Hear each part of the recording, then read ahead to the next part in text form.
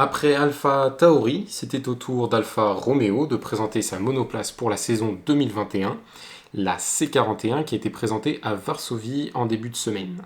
L'occasion pour nous d'aller y jeter un petit coup d'œil et on commence tout de suite avec la livrée. Vous êtes prêts ? C'est parti !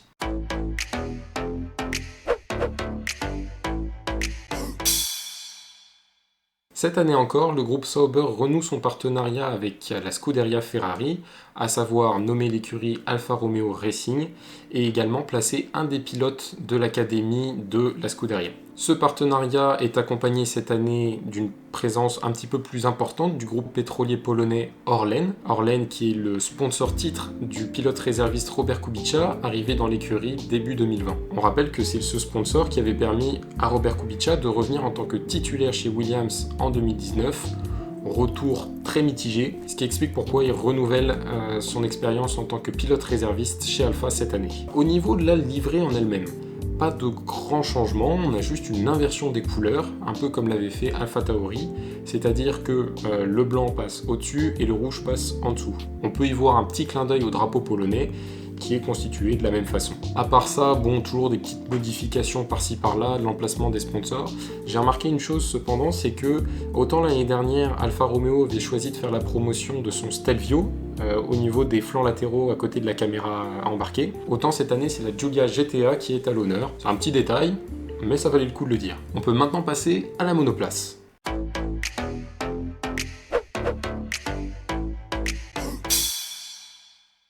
Alors pour ce qui est de la monoplace, j'ai pu relever deux choses principales.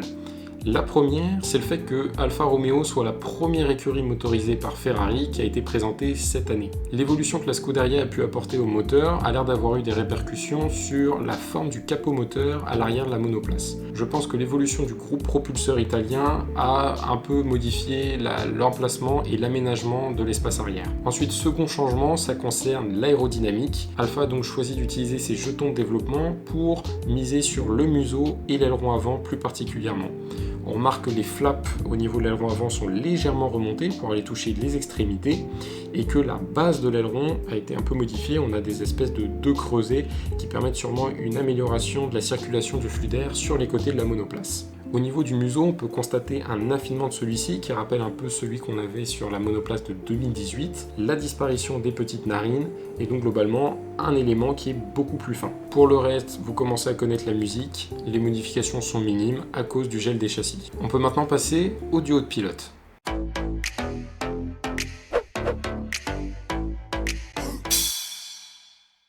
Pour ce qui est du line-up, Alfa Romeo garde son duo de pilotes, à savoir Kimi Räikkönen et Antonio Giovinazzi. Kimi Räikkönen qui rempile encore une fois.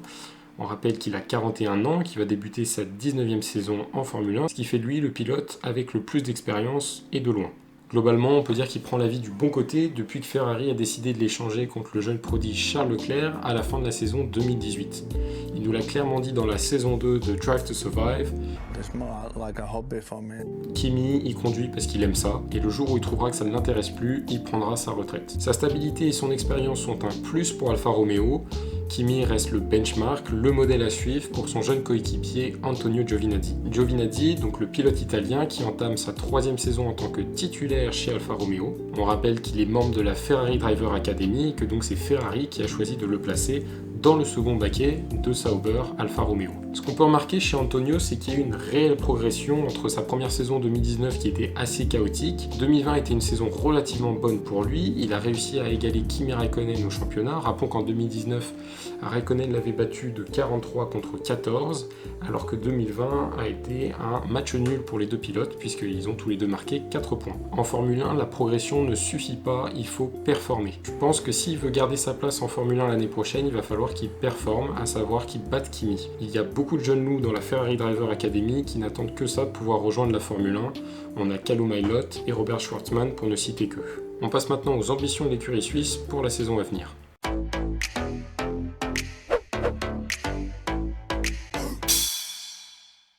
Alors, les ambitions d'Alfa Romeo pour 2021, je pense qu'elles vont pas être très compliquées.